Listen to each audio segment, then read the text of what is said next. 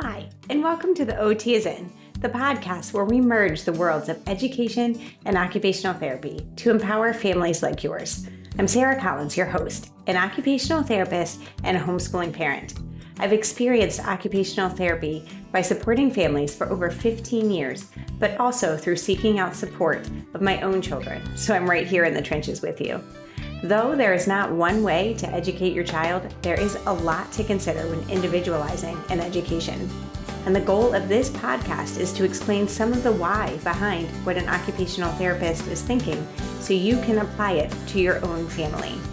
Especially with my three favorite topics: executive functioning, handwriting, and sensory processing.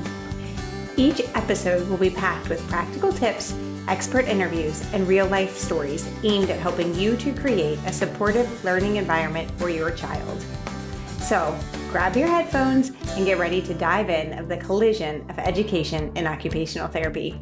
I'm Sarah Collins from Homeschool OT, and I'm thrilled to have you with me on this journey of discovery.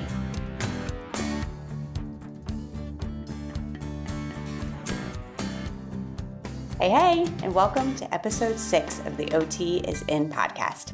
I'm your host, Sarah Collins, and today we're diving into an illuminating discussion with the insightful Kim Wilson. Prepare to explore the deep connections between nature, vision, the brain, and how they intersect with occupational therapy and education. Kim, with her wealth of experience beginning in adult neurorehabilitation and transferring to her work as a nature-based therapist for children, shines a light on the complexity of the visual system and its impacts on learning, handwriting, and reading. In this episode, we address the often overlooked significance of vision as a basis for handwriting.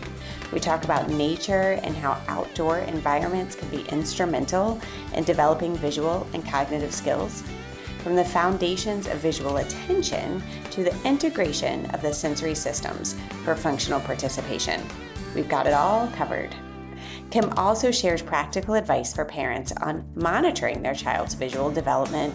She introduces us to the free InfantSee vision screening program for the little ones and advocates for the benefits of play-based activities to enhance visual skills in a natural and engaging way. So stay tuned as we delve into the strategies for occupational therapists and for parents alike to help children cultivate these vital skills through fun, stress-reducing activities that combine learning with the great outdoors. Plus, we'll touch on the challenge of engaging kids in therapeutic goals and unveil some of Kim's work in Colorado Springs, including her services that support homeschooling parents. So join us on this enlightening nature's path as we offer guidance, share resources, and help you recognize the critical role of vision in your child's development. Let's begin our journey into the intricate world of vision and learning right here on episode 6. Thanks for being here. Before we continue, I want to take a second to invite you to the Handwriting Focus Group. In episodes 5 through 8 of the OT is In podcast, we're discussing handwriting, but you'll notice it is only one aspect of handwriting: vision. The month-long focus group is a deep dive into the complex task of handwriting, led by me, Sarah Collins, a seasoned homeschool mom and occupational therapist who understands your challenges firsthand. Join us as we tackle the tough questions. What are all the skills needed to write a simple sentence?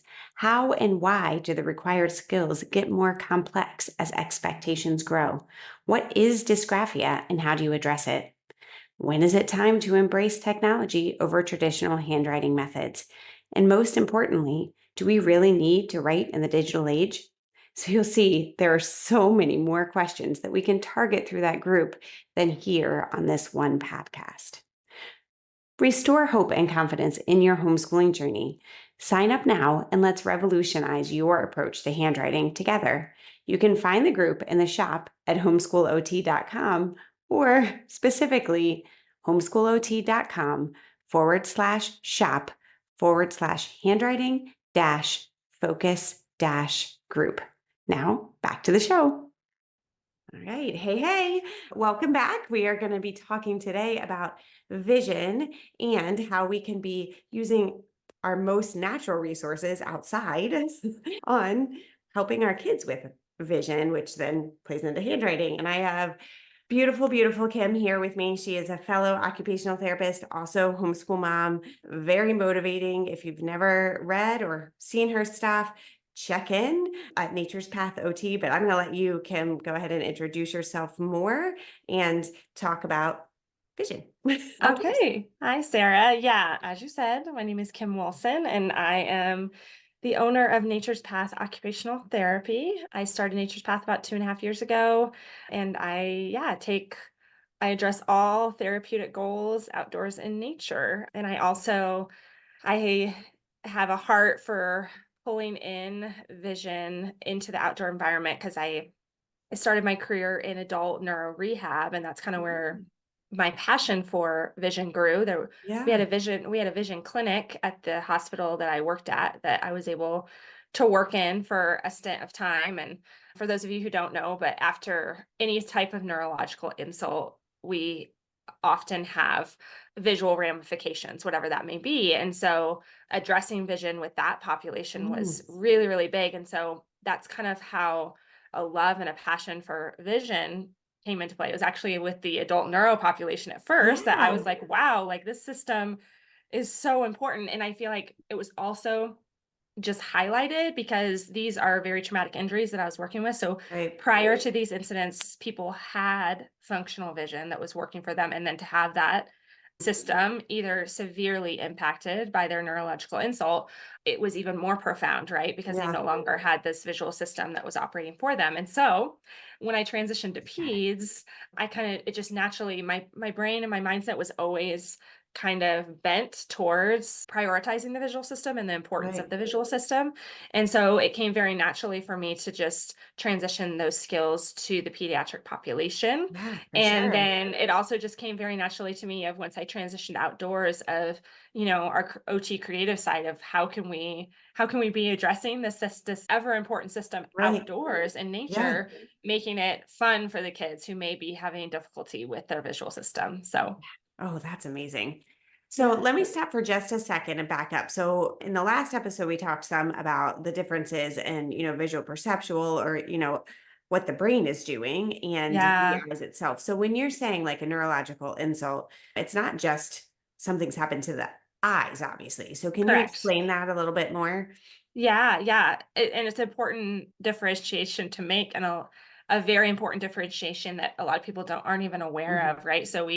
I know some other professionals will talk about this, but when we talk about visual community, or visual acuity, that's the clarity in which someone's seeing an object. And that Mhm. actually has to do with kind of all of the things that are part of the actual eyeball, right? But Yeah. then those images are transferred along our optic nerve to our brain, and our brain processes that visual information, and that's what we call visual perception. And so the visual system is actually much more complicated than most people are even So aware. much It's not more. it's Right. it's more than just slapping on a pair of glasses for a child, Mhm. right? And it's so important for kids because we know that 80 to 90% of learning, we talk about how, like, oh, what kind of learner are you? Are you an auditory Yeah. learner? Are you a tactile learner? Are you Yeah. whatever? But in reality, we're all visual learners Yeah. because so much if our visual system is present, like, I'm not talking about someone who is born blind or with a Right. severe visual impairment, but for the most part our brains are constantly trying to learn with our visual system. Like, Mhm. that is 80 to 90% of learning is accomplished through our visual system, right? And then 1/3 to 1/2 of our brain is dedicated to visual processing. And Yeah. so it's a really important system when we're talking about children because we know that, like, so much of learning is Mhm. happening within, that childhood period, right? And Mhm. so if something is awry with their visual system, it's going to significantly impact their ability to learn well, right? Yeah. Because their brain is constantly trying to default to that system, right? And so if we don't figure that piece out, it can have some pretty profound it can have a profound Ramifications. impact, both, yeah, ramification, both negative and positive. Mhm. So when we relate that to handwriting, like, and I've told the story kind of my son of convergence disorder, and I can't Yeah, talk about convergence without taking my finger and moving it I towards know. I don't know why, but and visual scanning insufficiency, and how that made such a huge difference. Number one, with being able to scan to read, Right. but all around, like how because his eyes, he was struggling so much there, Yeah. integrating that system, how he would go from like zero overwhelmed, like he would be relying so much on his what Yeah. we say, his vestibular system. So he needed so much movement, Yes. movement, movement. And then that would like take him from zero to overwhelm in a second because he is getting so much spinning movement and whatever that he would just be in a constant state of like overwhelm, really. Absolutely. So one of the biggest things that we did was working outside. So I want you to say some of how you did, and then I'm going to say a little bit more about what we did too. Yeah. Yeah. Well, I think what I found it being so beneficial with being outside, and this is like bigger than even just the visual system. Like one of the reasons I have a passion about working outside is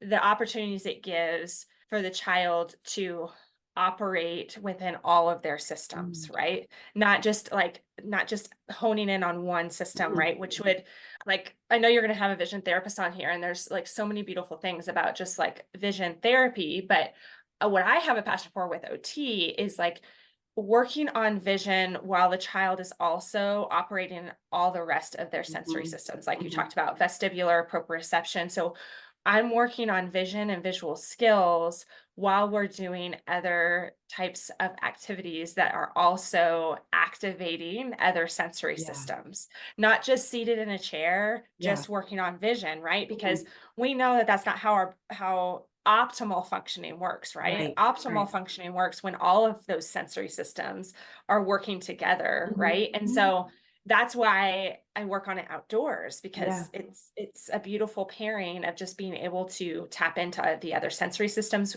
in conjunction with working on visual skills. I love it. So can you Yeah. give us an example of like, so what is something that a parent can do, if we're going outside with all of our kids, right? Because this is obviously homeschooling. So we're going outside with all of our kids, like, but we know that we've got one kiddo who's really struggling with writing or really struggling with reading or whatever. How are we working on reading and writing without reading and writing? Right, right. Well, we know that reading and writing, well, we're talking about vision, right? So Mhm, we mhm. know that reading and writing first requires visual attention, Yeah. right? Like that's the base of the pyramid. Like the child needs to visually attend to something. And Mhm. so depending on the child, it can look very, very different, right? Of like outdoors in nature, we might just need to start there. We might just Yeah. need to start with like visually attending to something. And what's beautiful about nature is that it's highly, highly organizing, right? Yeah. It brings a sense of like calm and organization to the child while also providing actually a lot of stimulation, right? So we have the chirping of the birds and we have Mhm. the wind, and they're having to process like a lot of tactile information, a lot of auditory information, but it's not information that's overstimulating, right? Mhm. It's not like the kid in the classroom who's like tapping their pencil constantly, next to you And the that they're having fluorescent lights blinking. the floor. It's not like that. So it's a great place to start for visual Mhm. attention, right? Because all of the other sensory information that they're having to process just is known to be very calming and organizing, but Mhm. their brain is still having to process that information, right? So we know, so that's where I kind of start is visual attention. Like, and so that can look like we're just looking at something and I'm looking for them to hold that visual Mhm. attention and just Mhm. maybe describe it, right? Yeah. And that's where we start. Like, that's all I'm asking if we're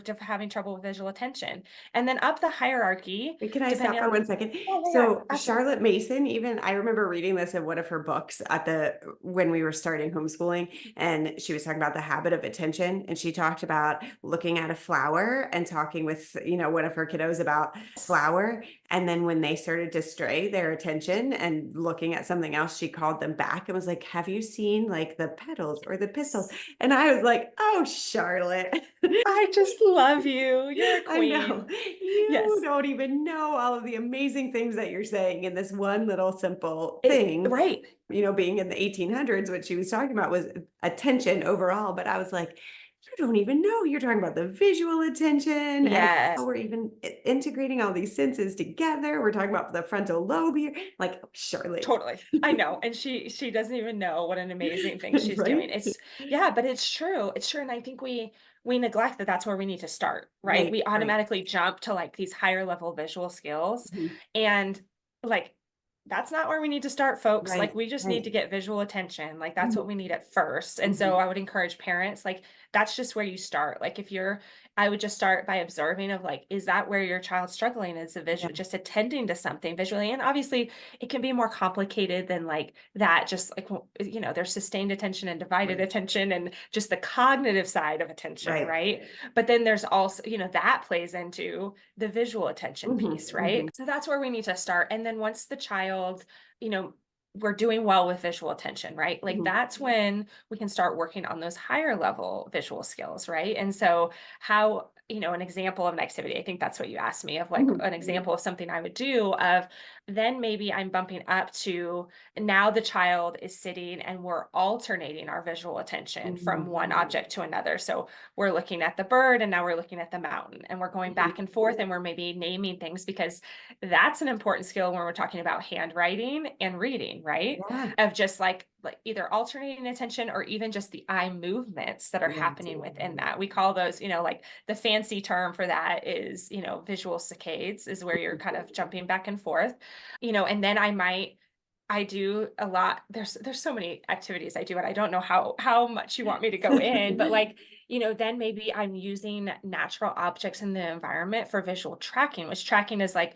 when the eyeballs are tracking, let's just say in reading, right? So the tracking is tracking the words The on the left to page, right. Yeah. the Hmm. left to right, right? So maybe I'm using and there's so many more like cognitive skills that are involved in Hmm. reading before we even need to jump to reading, right? Like we also need, so I'll maybe have like natural objects like leaves, rocks, pine needles, and I'll have them in a line and I'm working on just the child visually tracking and naming off the objects with their visual system, right? Seems super basic, Yeah. but for a kid who struggles with like visual tracking, visual pursuits, visual Yeah. saccades, like those activities can be really, really challenging for them, Yeah. right? Hmm. And what I love is when we take away the academic component and Hmm. work on visual skills, often children are a lot less resilient to Yeah. participating in those activities, right? Right. Because it's, it can be so stressful, like when we're Mhm. talking about reading and the child's struggling with vision, and maybe the child's also struggling with decoding. Like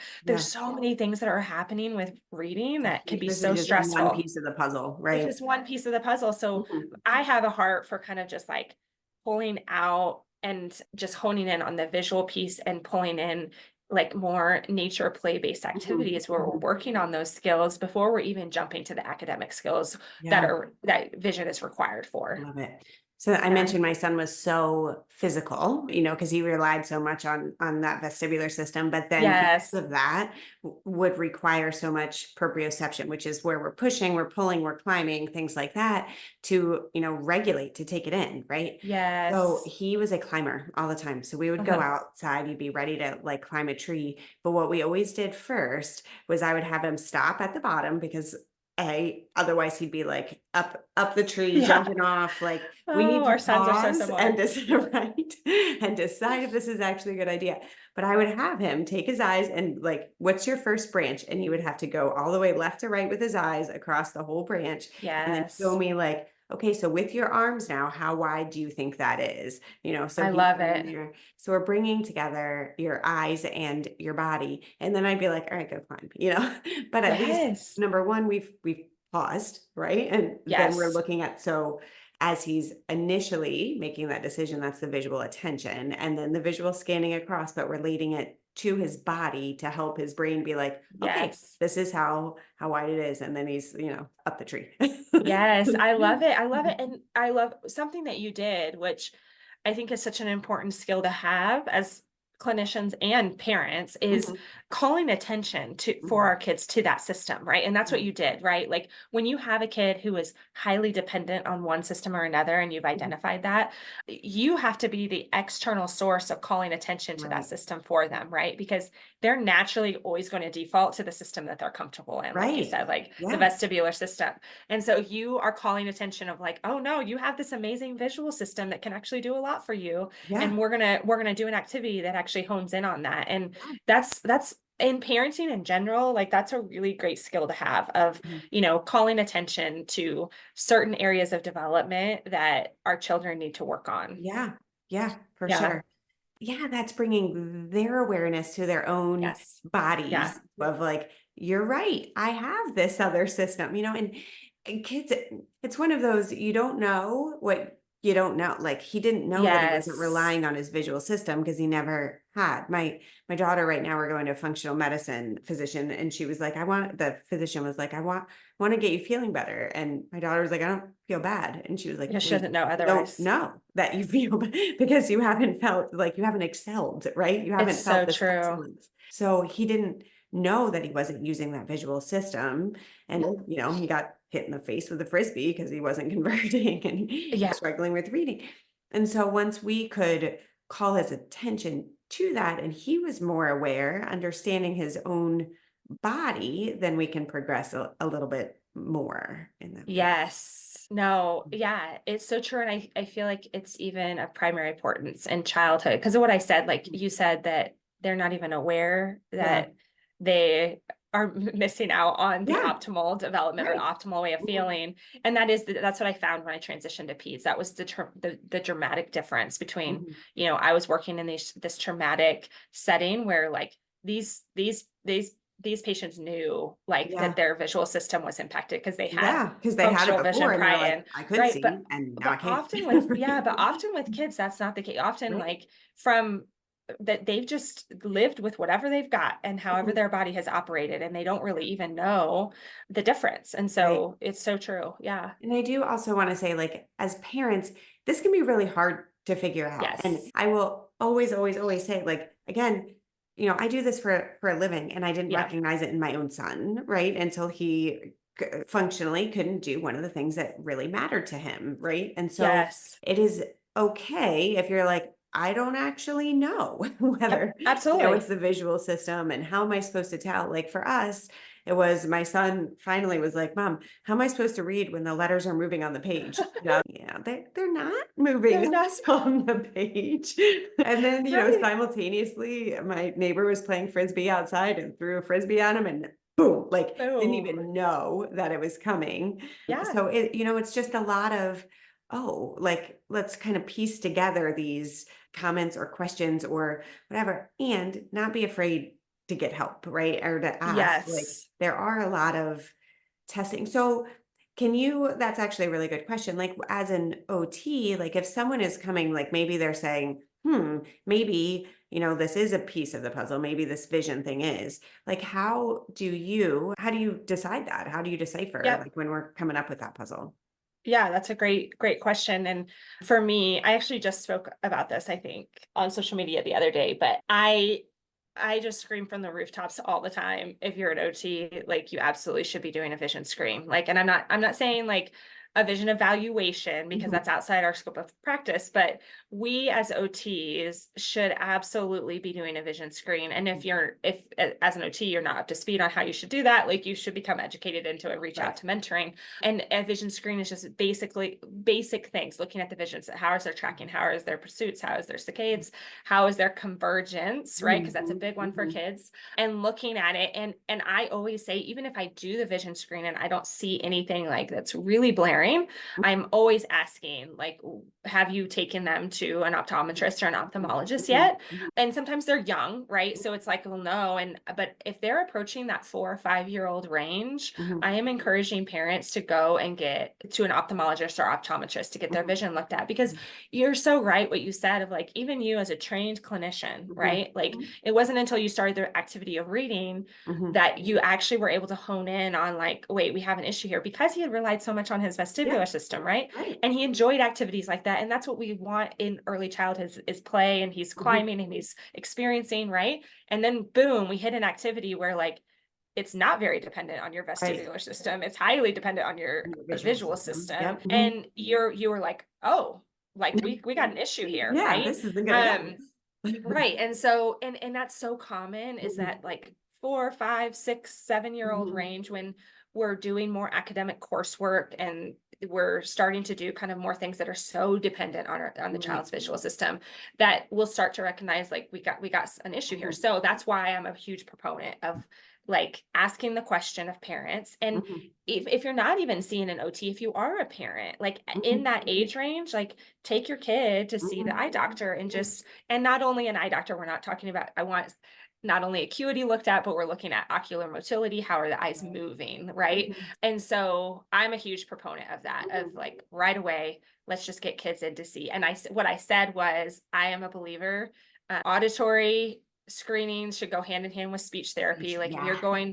if you are seeking out speech therapy services for your child, find a speech therapist who's going to make that audiology referral, Yep. because speech therapy is going to be a wash if we have something going on as far as their hearing, right? And Yeah. I hold to the same practice within OT. I feel the Mhm. same way about vision. Like, Mhm. I morally, ethically don't feel good about continuing with OT services unless I'm confident that the visual system has been looked at, because everything we're doing, functional participation, handwriting, all of Mhm. those things are so highly dependent on our visual system that like Yep. it's going to be a wash if I'm working Yeah. on OT goals and we have something significant going on with the visual system.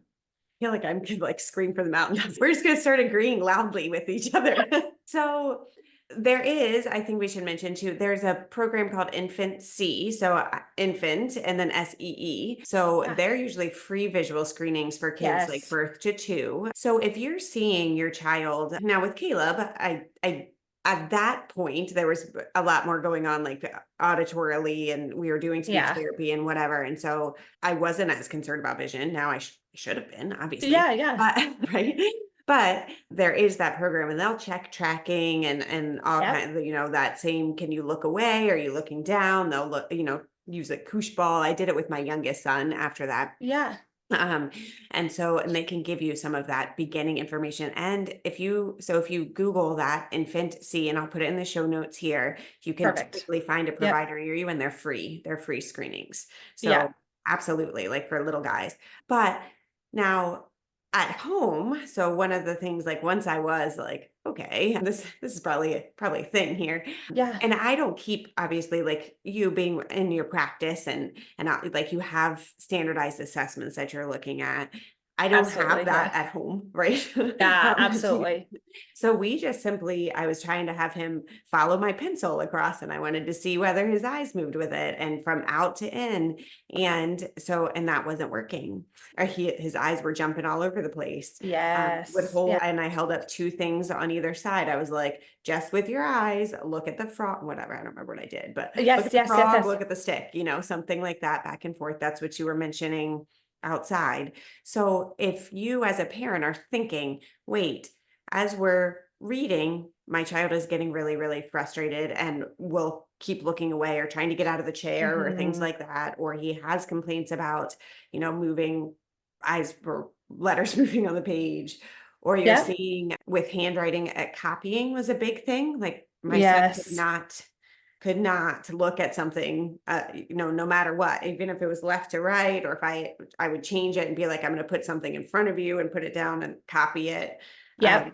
couldn't do that because of the eye Yep. musculature. So Exactly.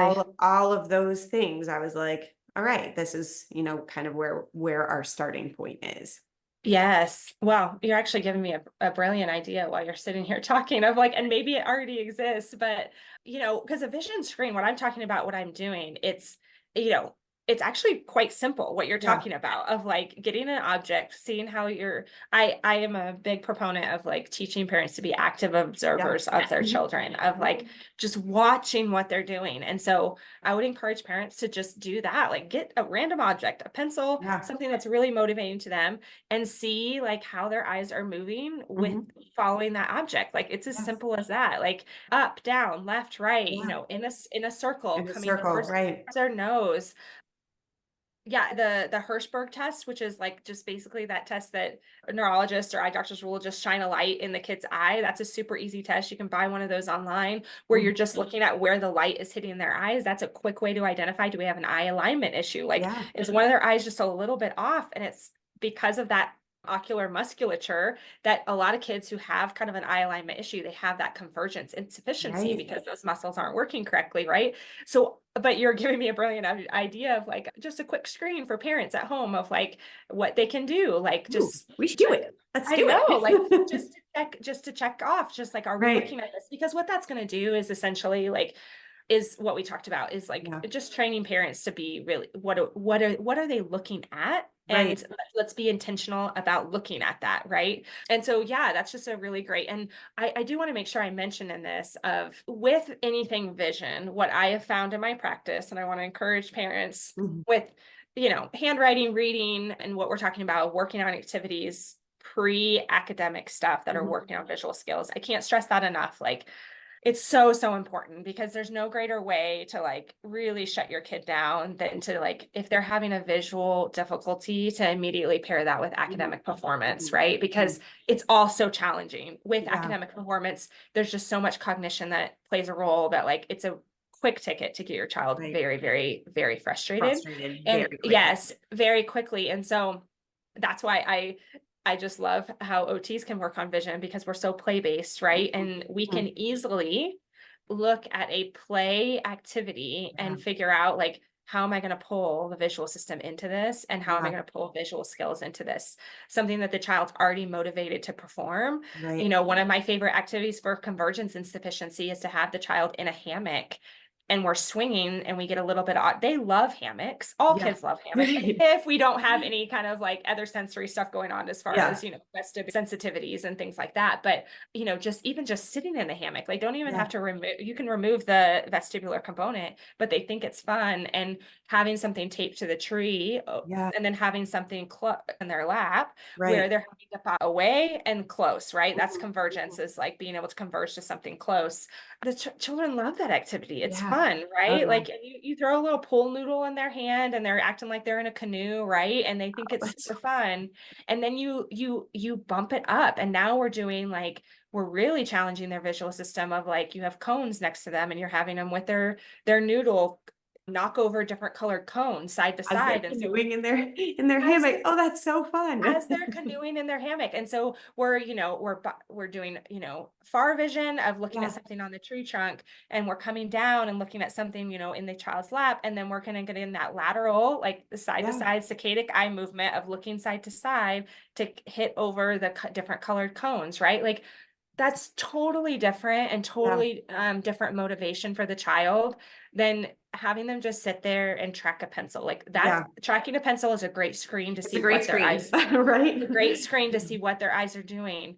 But I'm just a big, big fan of like, how can we incorporate these visual skills into play Right. based activities, Mhm. Mhm. because the child's not going to buy into it. And we Right. know with vision therapy that that's it. You need that buy. Right. Well, we know with all home programming and all Mhm. therapeutic goals that like Mhm. buy-in and home programming is absolutely essential. And I Right. guarantee you will not get your child to buy into it if you're asking them to sit in a chair and just follow a pencil. Not gonna do it. Not gonna do it. Not going to do it. I think it's also important to realize, like, when we are just going outside with our kids Yes. and able to kind of bring in some of the other kids are coming too. When we're asking a child to just, I want you to do these specific exercises, that's just that one kid. And here we are as where, great, you might just have one kid, and that's excellent. That Yes. I am not Yeah. being like, you need more kids, but we're not gonna fall into that homeschool stereotype here. But you can, if you have multiple kids and you're going outside, one of the other things that we did frequently is nature journaling. So my son was not writing as we were doing that, but find something that's stationary, right? So he tried birds sometimes, but they're like flying away and you can't really how quick, Totally. although you can look at, oh, I see that bird here it is in my Audubon book or whatever. Great, Yes. love that. Yes. But it could be that you see like what is different in this season versus last season. So we're going to look at this one tree and I want you to Yes. find something on that tree. And then we're going to go look from there down to your paper. Right. Absolutely. So, and Absolutely. then, Love nature journaling for that. right. Love nature journaling for that. And that's a prime example of now we're pulling in, more the handwriting piece, Right. right? Like, but we're still keeping it non-academic a little Right. bit, right? Like Mhm. they're using those intrinsic hand muscles that they're going to have to use for handwriting with drawing or whatever. But like the demands are still, I consider I consider Yeah. nature journaling as like a very playful activity and a Especially if very everyone's doing it, if we're all together as totally, that totally. connection is there for Yep. sure. And a And great they're way to finding work that on those fine relationship. motor skills. Yeah, Mhm. Yep. absolutely. Yep, for Yep. sure. Thank you so much for Yeah. coming and for joining us. So before we go, explain a little about how people can find you and like what your practice is like. And unfortunately, over here in Pennsylvania, I can't bring my kids to you, right? So who Totally. can though? Who can? Totally. Yeah. So you can find me on my website at Nature's Path Occupational Therapy. Actually, it's www.naturespath.com. But if you search Nature's Path Occupational Therapy, you'll also find me. Yeah. I'm on Facebook at Nature's Path Occupational Therapy, and I'm on Instagram at natures.path.ot. On my website, you could also find my email, admin@naturespathot.com, and then also my contact phone number, which you can look that up and contact me. Yeah, I am located in Colorado Springs, Colorado, and I provide skilled OT services locally. I do also, because I am also a homeschooling mom, I do also provide parent coaching from afar. It Yeah. cannot be skilled OT services because that's across state lines, obviously. No licensure. Good old licensure. However, I can provide parent mentoring and parent coaching because I am also a homeschool mom. And so I parent and mentor other parents across state lines, obviously with a very big OT bent, because that is also what I do, right? And so, yeah, I do offer that as well. Yeah. Oh, I love it. Thank you so Yeah. much. And I will say, like, I have sent, and Kim and I talk back and forth because the, homeschool mom, occupational therapist, there aren't that Yes. many of us. No. But I mean, I'm actually meeting more and more frequently, which is really Yeah. fun. And you'll hear several on this podcast coming forward. But the clients that I've sent out to Kim through Nature's Path have been like so unbelievably thrilled and happy and love it. And they'll send me emails Yes. back like, Kim's the best. I'm like, I know, Oh, this was it's not so my great. It's been expectation. so fun. I think we had pre-recording, we had just a little conversation about social media and our qualms with it and everything. But I will say the positive has been Yeah. able to meet people all across the world and to have resources all across the Yeah. world of like you said, like you had a family who landed in Colorado that you had worked with as a homeschool consultant Mhm. and you were able to refer Yeah. them to me, and they're still on my caseload right now. And that's a beautiful thing that I would have never Yeah. been able to access had I not, met so many awesome homeschool moms, OTs on, social media platforms. So I am grateful for you and the families that you sent my way. Me So too. Me too. yeah, The feeling is very, very mutual. And there yeah, is in the homeschool handwriting focus group, there is quite a long section on vision. If this is something that you really thought of as a parent and you're like, wait, I think this might be my child, there's more information in there. So I'd love perfect. to have you join that group. Yeah. Great. Thank you so much for being here. And thank you all for listening. And we'll see Thanks. you next Thursday. Thanks for having me, Sarah. Bye.